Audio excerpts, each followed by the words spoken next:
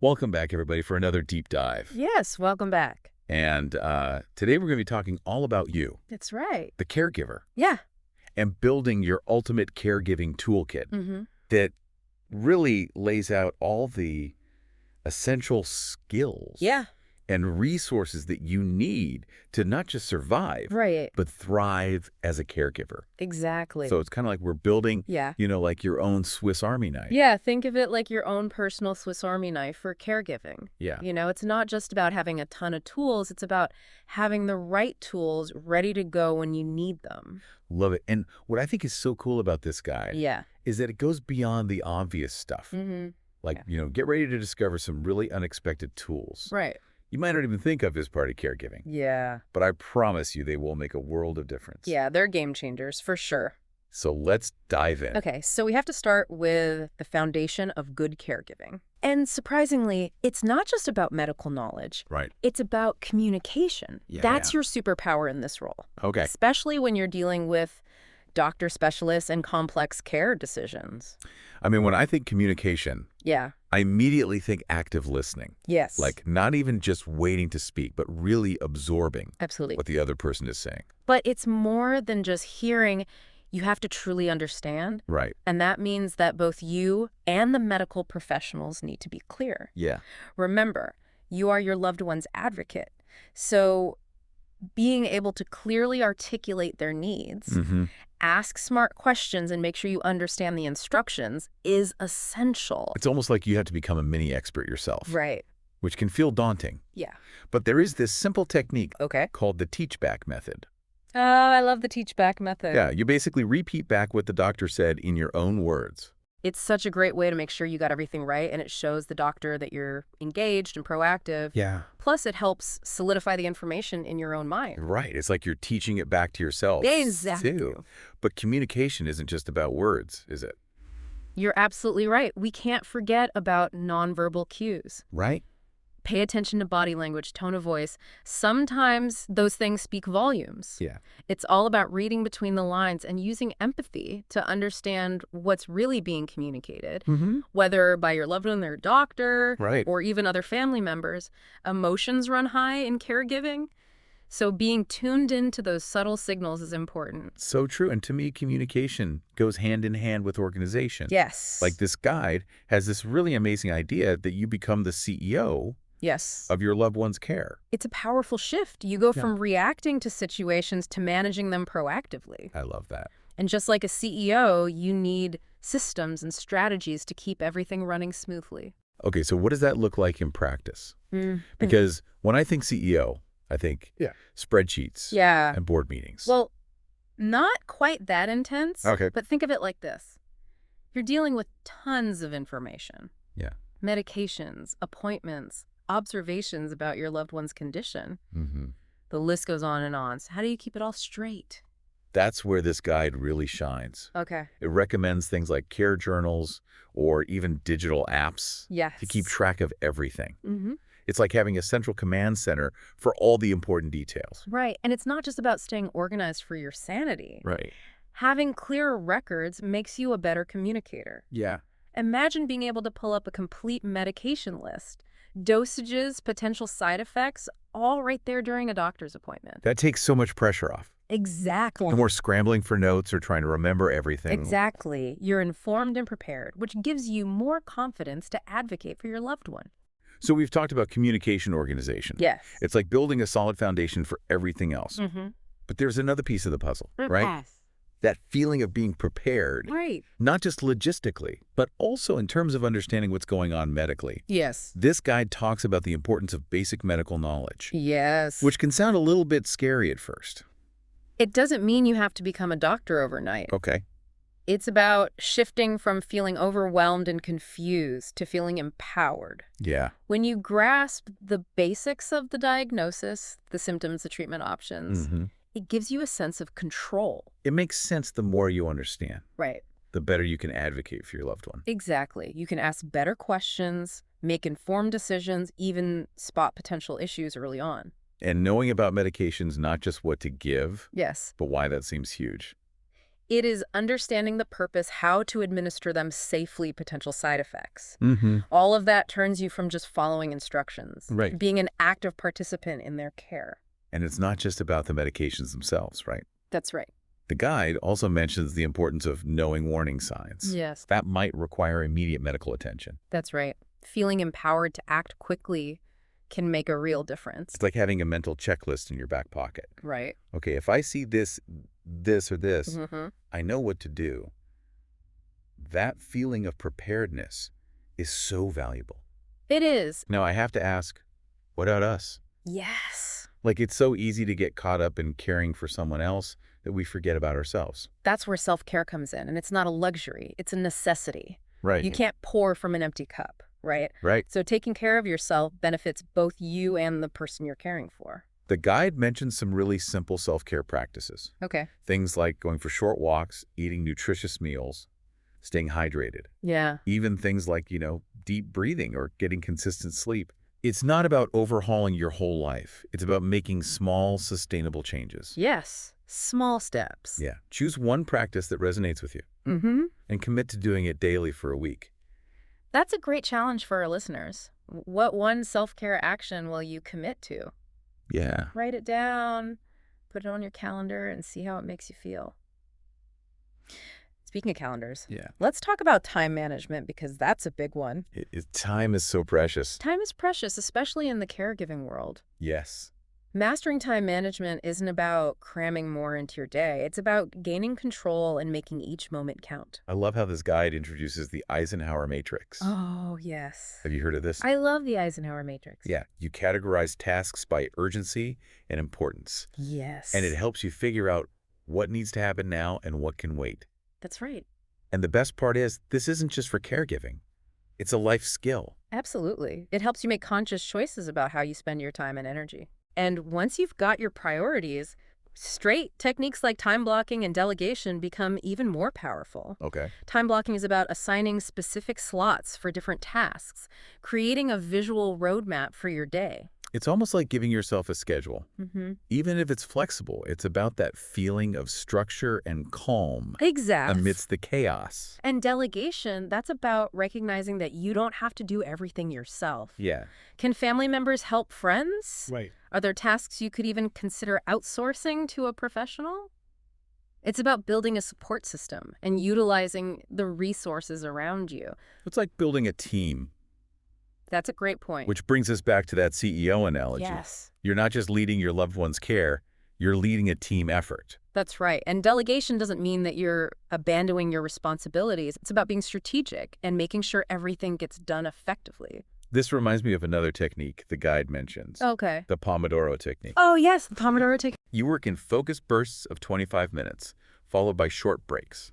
It's a great technique. It's such a fun and manageable way to tackle bigger tasks. Right. Without feeling overwhelmed. It's surprisingly effective. It trains your brain to focus intensely for a set period and then gives you that much-needed break to recharge. Yeah. And it can be applied to so many aspects of caregiving, from paperwork to research to, well, just about anything. Imagine that feeling of accomplishment at the end of a day. Yes. Knowing that you've been productive and intentional with your time, even with all the demands of caregiving. It's right. It's about those small victories that keep you going. Yes, it is. But let's be real. Okay. There's another part of caregiving that can be incredibly stressful.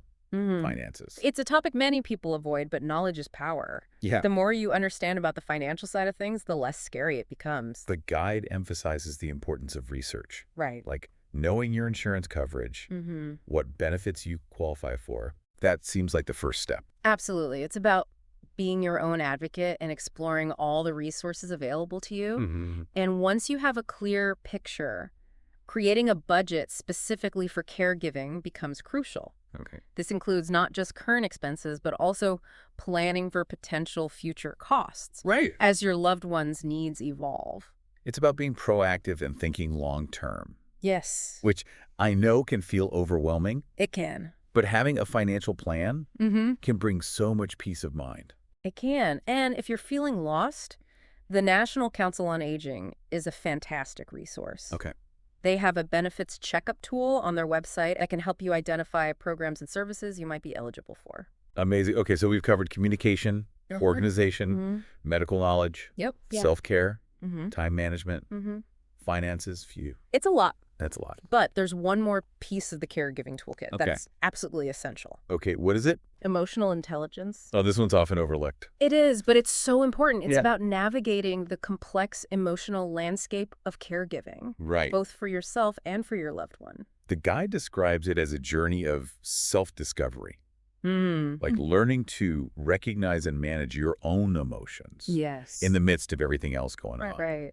That's not easy. It takes honesty and a willingness to build healthy coping mechanisms for difficult emotions like guilt, anger, and grief. Yeah. Those are all natural responses to caregiving, but they can become overwhelming Mm-hmm. if we don't have words to process them. So true. It's like having a toolbox Yes. for your emotions. It is, and one of the most important tools in that box is setting emotional boundaries. Oh, yeah, that's a hard one. Absolutely. This is about protecting your own well-being and preventing burnout. Mm-hmm.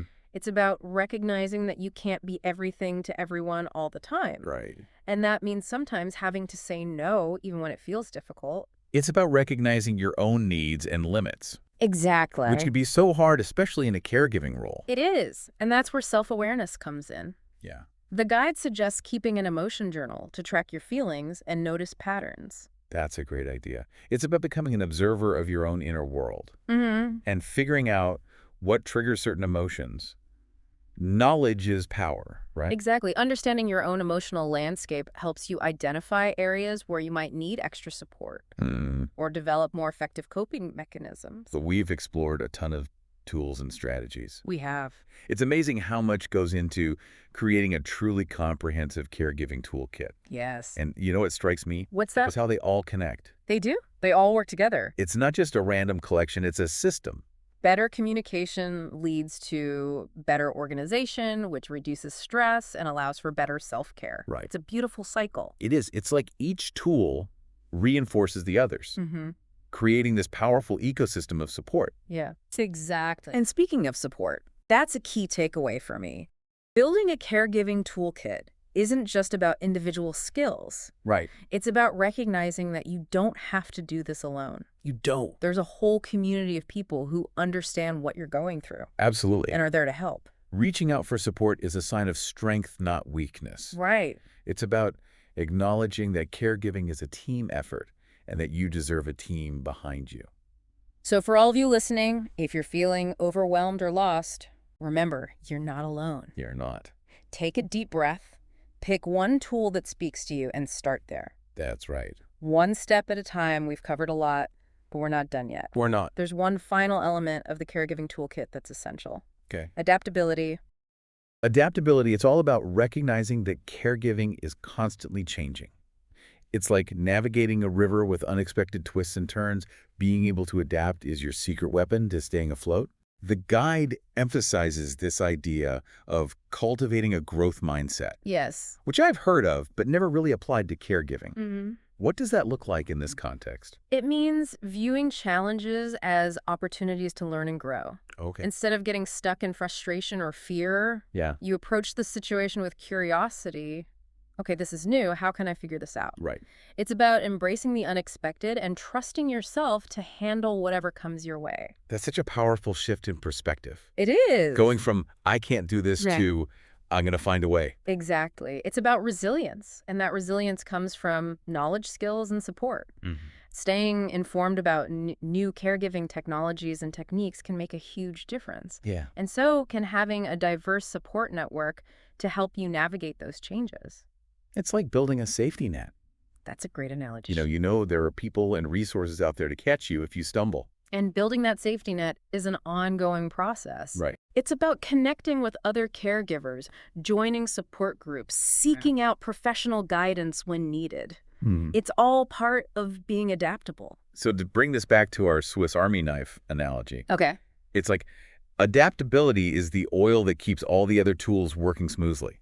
I love that. It's what allows you to use them effectively in any situation. It's the flexibility and resilience that allow you to adjust your approach as needed. Right. And it's a skill that develops over time with practice and experience. We've explored so many valuable tools and strategies today: communication organization, medical knowledge, self-care, time management, finances, emotional intelligence, and now adaptability. It's incredible how interconnected they all are. Like weaving a tapestry. Each skill is a thread, and when they're all woven together, they create this beautiful, strong support system Yeah, for both you and your loved one. it really is. And I think it's important to remember Yeah, that it's not about mastering everything overnight. you got it. It's a process, It's a journey. It's about progress, not perfection. right? You might not need every tool every day, Right. but knowing you have them at your disposal brings confidence and preparedness. It's like having that Swiss Army knife in your back pocket ready to go when you need it. Exactly. And speaking of needing things, Yes. the Caregiver Doula.care. Oh, yes. Those resources are so valuable. Yeah. They provide practical, easy-to-use templates and checklists for everything from organizing medications to documenting doctor visits and caregiving tasks. It's like having a personal assistant for all the essential details. I was looking at their website, Yeah. and they have these amazing care sheets for medication management, tracking doctor information, even planning out daily tasks and observations. It's all laid out in a way that's easy to understand and use. And that's key, right? Because when you're in the thick of caregiving, you need tools that are simple and accessible. These sheets help you become a better communicator delegator and advocate for your loved one. I love how it all ties back to those core skills we've been talking about. Yes, It's about having the right information at your fingertips and knowing how to use it effectively. exactly. It's about empowering yourself with knowledge and organization so that you can focus on what truly matters, providing the best possible care for your loved one. So as we wrap up this deep dive, I want to leave our listeners with a few key takeaways. Okay. First, remember that building your caregiving toolkit is an ongoing process. It's about continuously learning, adapting, and refining your skills. And second, remember that you're not alone. There's a vast network of support out there. Other caregivers, professionals, organizations, and resources all ready to help you navigate this journey.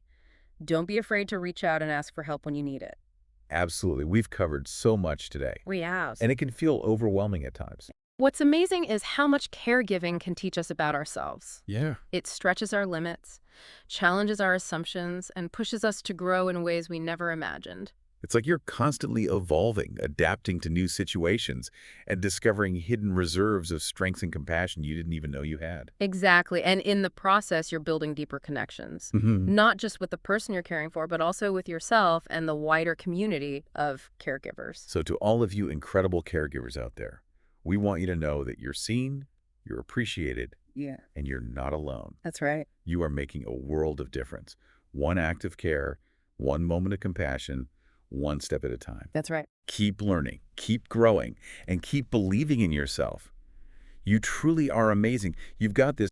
And finally, remember to take care of yourself. Self-care isn't selfish. It's essential when you prioritize your own well-being. You're better equipped to care for others. So true.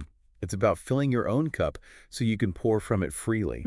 And that brings us to the end of our deep dive into building your ultimate caregiving toolkit. I hope it was helpful. We hope you found these tools and insights valuable and feel inspired to keep learning and growing as you navigate this incredible journey. Before we go, we want to leave you with a thought to ponder of all the tools we've discussed today. Yeah. Which one resonates with you the most right now? Mm-hmm. What's one small step you can take this week to strengthen your own caregiving toolkit? Write it down, make a plan, and take action. Remember, even the smallest step forward is a step in the right direction. You've got this. You've got this.